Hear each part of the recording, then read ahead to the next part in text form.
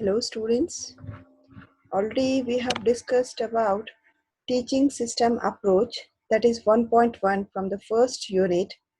Now the second point, the point which we are going to study is 1.1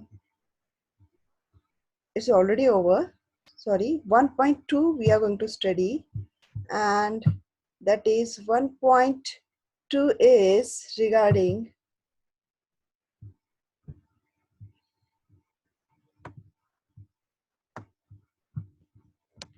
yes 1.2 is inputs for the learning teaching system.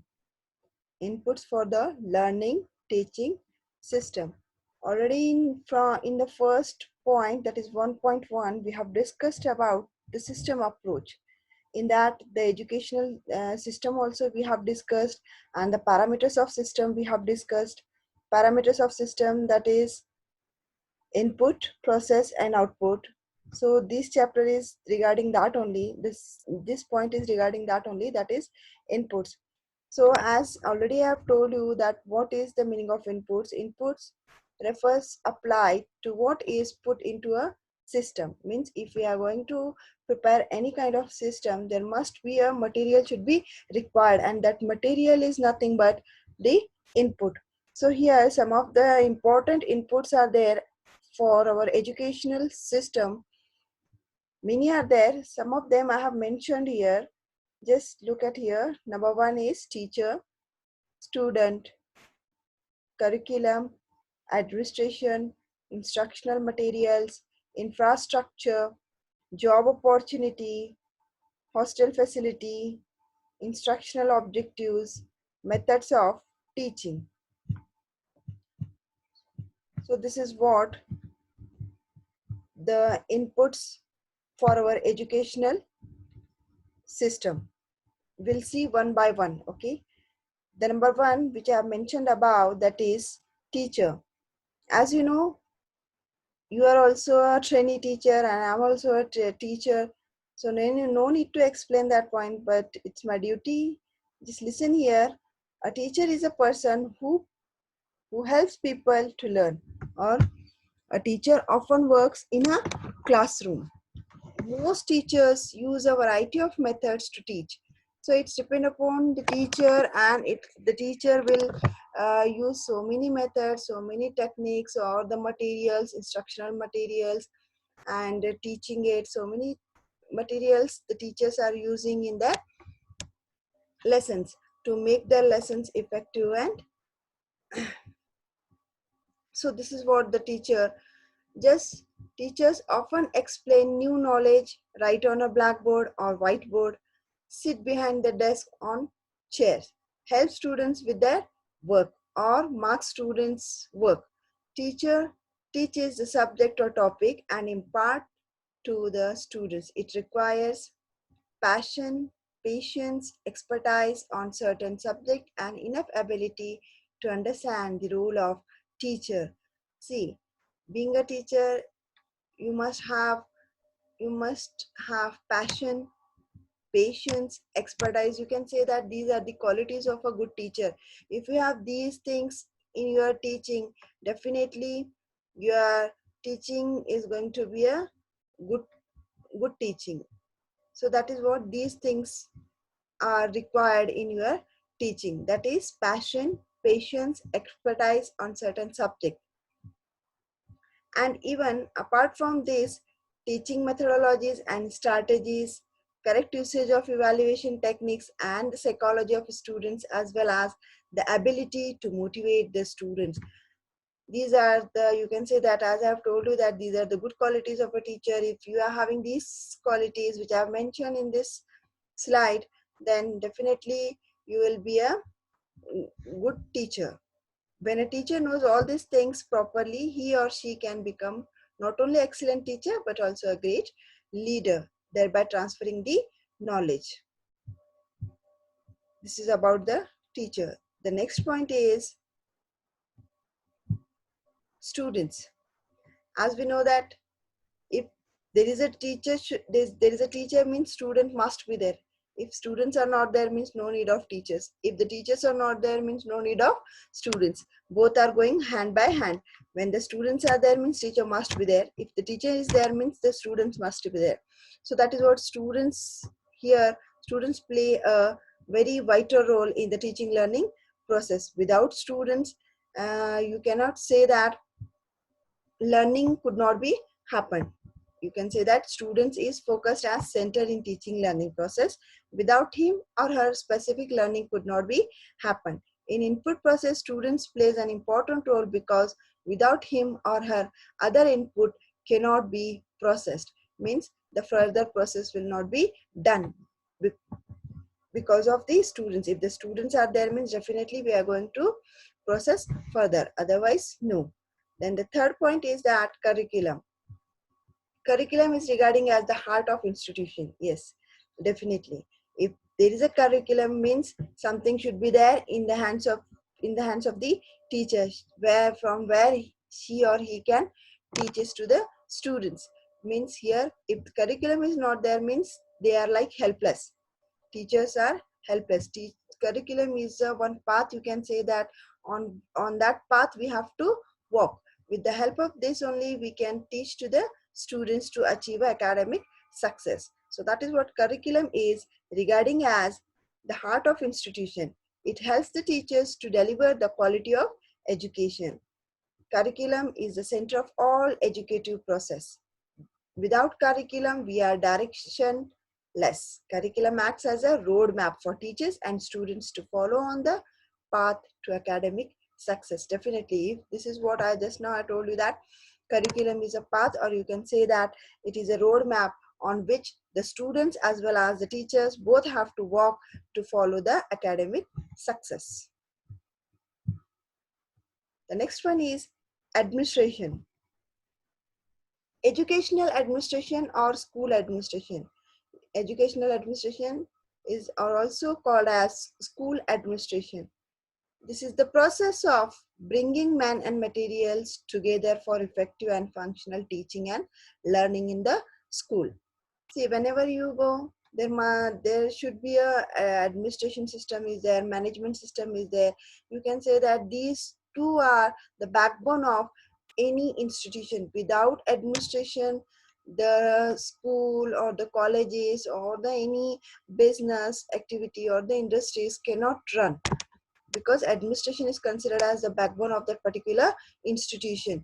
Whatever the work is going on, with the help of administration, on the basis of administration, or the on the basis of administration system only, the all the process is going on. So that is what in educational field also there should be administration, from where we can get the instruction through the administration department. On that only we have to work it on. So that is what here this is. Administration is the process of bringing man and materials together for effective and functional teaching and learning in the school. The focus of educational administration is the enhancement of teaching and learning. We can define educational administration as a process through which the school administrators arrange and coordinate the resources available to education for the purpose of achieving the goals of educational system. Whatever the teachers are required and whatever the needs of whatever the needs are there for the teachers and the students, that all are fulfilled by our administration department. That is what the administration is most important input in our educational system. The next point is instructional materials. Instructional materials are also known as TLM. TLM stands for Teaching Learning Materials. Once again, I'll repeat. TLM stands for Teaching Learning Material. These are any collection of materials including animate and inanimate objects and human and non-human resources that a teacher may use in teaching and learning situations to help achieve desired learning objectives. So here instructional materials are nothing but your teaching aids or the teaching learning materials through which you can deliver your lecture very effectively. And by this you can engage your students busy, means here the minds of our students will be busy in listening as well as in watching these instructional materials. So these are the very important things in our educational system. The one teacher should follow these instructional materials, or the teacher, it is the duty of our teachers that according to their lesson plan, according to their topic and subject, they must prepare the relevant teaching aids or relevant teaching learning materials. So here instructional materials and the learning process, two basic principles should be considered when using instructional materials. Keep we have to think about the two basic principles when we are using the instructional materials. One is teacher, where the teacher is the most important part in this instructional material. Means here the teacher only have to think what to teach and what to show it to the students relevant as per our topic, as per our lesson. That is the first one, teacher. This is the main point. And the next one is the students. Means here the amount of information a student retains is directly related to how that material is presented. Means it's depend upon teacher, how the teacher can show their teaching learning materials or the teaching aids or the teaching materials in front of the students, whereby this they can retain the, what you can say, memories of that particular event. So that is most important in that. Here this concept can be presented as a series of steps. Means here instructional materials, how these instructional materials are going to be worked out, that we can see it by step. People, what people remember here, 10% means here the students, 10% of what they read, okay, 20% of what they hear. Means here what they read themselves, just they'll remember or they'll keep in their mind only 10%, and the 20% of what they hear from the teacher, 30% of what they see, and 50% of what they hear and see, and 70% of what they say or write, 90% of what they say and do. Means here the practical activity, that is what the here 90% of what they say and do, that is what the instructional materials means here. Yeah, in on the basis of these steps your instructional materials are going to be worked out. Materials are used in educational system, that is written materials such as text. Readers provide details information through the use of the written word. And the second one is visual aids, provides graphic or written information which usually supplements an oral presentation. Hearing, audio tapes, records, audio tapes and records. Hearing provides information through the spoken words. Film slide or tape and videotape, real objects and models, the which we can touch, that kind of models. So these are the materials which we are going to use in our teaching learning system. It is the teacher's responsibility to decide which type of materials are appropriate for which type of learning activities.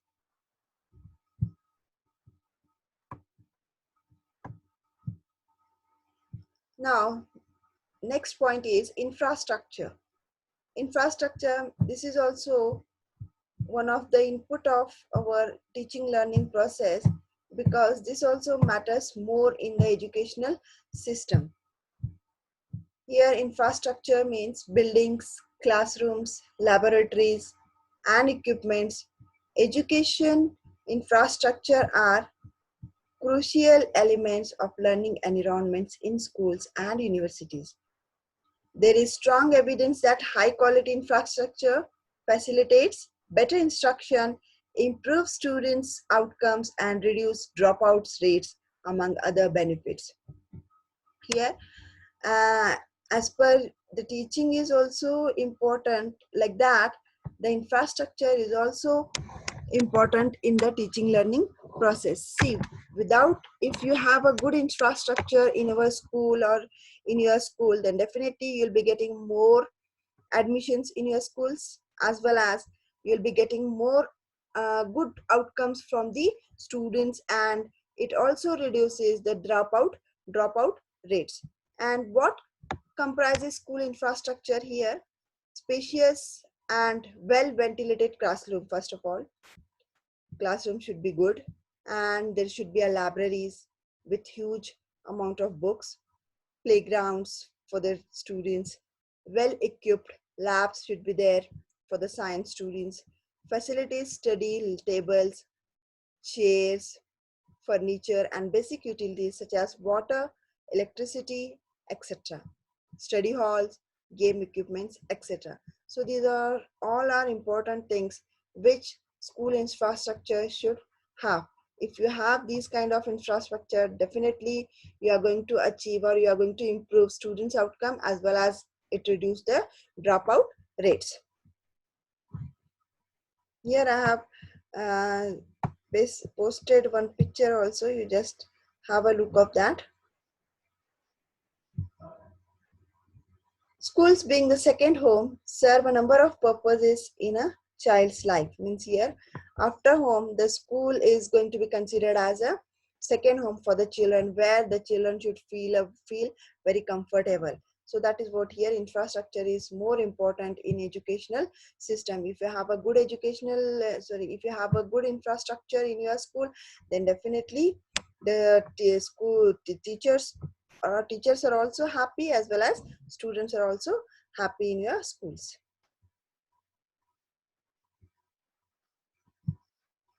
Job opportunity. Here, input, process, and job opportunity will come in the output. Actually, means here, after completion of your education, after completion of your educational process, you will be getting a job. So that is what here, the job opportunity. We see our employees as our greatest assets. We have career opportunities for teachers, for teachers, as well as education assistants, clerical staff, etc. after passing out. Definitely, if suppose if you are pass out the B.Ed course, then in our Sheikh College only you will be going to appoint as a teacher. If there is a vacancy, definitely they'll ask you if you are interested to teach in our school. So that is what here the job opportunity. Then hostel facility, one of the important input in our educational system, the hostel facility. The hostels of a school are defined as a second home for ones who reside in the same. Hostels are the place where the students live, spend time with their friends, study, and do all their chores after school hours. Definitely, if the students are staying away from their house, then the school must have a hostel facility in their campus only, so that they can attract more students, and so that they can attract more number of admission in their schools. So that is what here, hostel is also considered as the second home for the students after their school hour. After their school hour, definitely the students will be going to busy in their chores. That is, chores is nothing but the work. Okay, that is what here I have mentioned in the last line. Study and do all their chores after school hours, means they'll be busy in their work after the schools hour. Last one is instructional objective. An instructional objective is a statement that will describe what the learner will be able to do after completing the instruction. Here, after the completion of the lecture, now this is what the here we have to what you can see, we have to evaluate the students whether they have understood our lecture, whether they have understood our topic or the lesson or not. So that is what the instructional objectives means. Here we are going to judge our students. Instructional objectives are also known as behavioral objectives or learning objectives, means how much they have achieved, how much they have understood the concept. Instructional objectives play a vital role in the teaching learning process. The main purpose of instructional objective is to provide direction for the instructional process by clearly stating the intended learning outcomes, to convey instructional intent to pupils, parents, and educational organization, to provide a basis for evaluating pupil learning by describing the performance to be measured.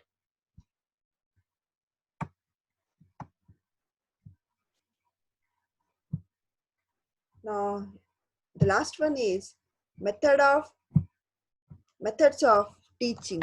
A teaching method comprises the principles and methods used by teachers to enable students learning. Here, teaching methods are nothing but it is a systematically arrangement of the teaching learning materials during your teaching. So that is nothing but the methods of teaching. These strategies are determined partly on subject matter to be taught and partly by the nature of the learner. It is primary role of the teacher to pass knowledge and information on to their students with the help of methods of teaching. Methods of teaching should be good in your teaching learning process. If your methods of teaching are good, definitely you are going to achieve success in your teaching learning process. So that is what here the methods of teaching.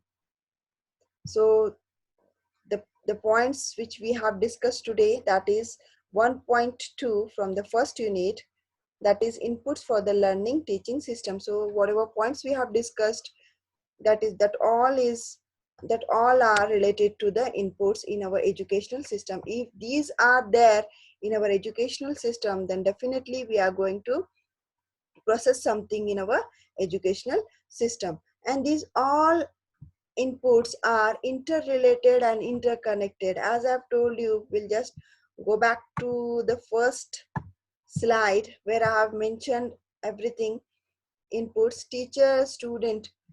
First one is teacher, students. Both are interrelated and interconnected. How? See, if there's two teacher are there, definitely teacher are there means student should be there. If student are there means teacher should be there. If student is there and teacher is not there means no use of students. If suppose the teacher is there and the students are not there means no use of teacher. So both should be there at a time. Then only you are going to input, or then you are going to put something into the educational system. Same thing. If these two are there, if the curriculum is not there, means if you are this, what you can say, that if the teaching material is not there, or you can say that the guidance is not there, what to teach, when to teach, if these are not there in your hand, means that is it is not possible for a teacher to teach to the students. So curriculum is also important. Administration means here the administration department will guide you what to teach, when to teach, and where to teach. So that all is interrelated and interdependent. And instructional materials, whatever materials you people are required, so that can be given by the administration or by the management, as well as the teacher or teacher himself they have to make it ready. So that is what the instructional material, because these things should be there with the teacher. And infrastructure, suppose if there is a teacher are there, students are there, curriculum is there, even the administration is there, and teaching learning material is there, everything is there in your hand. If suppose the infrastructure means class is not there and the sitting arrangement is not there, if the proper chairs are not there, enough chairs are not there as per according to the strength of the students, means is it possible to teach into the class? No. So if these are there means infrastructure should be there with this considering with the above points. Infrastructure should be there. If suppose infrastructure is not there means it's not possible for the teacher to teach in the class. Then job opportunity and hostel facility should be there. If suppose the students are coming from the village area, so and there should be a facility in our institution, that hostel facility should be there for the villagers, so that they can stay there after the school hours. Then instructional objectives, teacher is there, student is there, curriculum is there, everything is there in your hand and topic is ready to teach. So it is our duty that we have to judge the students whether are they understanding your teaching or not. So that is what the instructional objectives. And the methods of teaching means here the what kind of methods you are using to teach your students. So these all are interrelated and interconnected. So here we have presented one kind of system here only. Yes, so this is what the system approach, or you can say that this is what the one kind of educational system through which where the all parts are interrelated and interconnected. So this is about the input refers applied to what is put into a system. Thank you.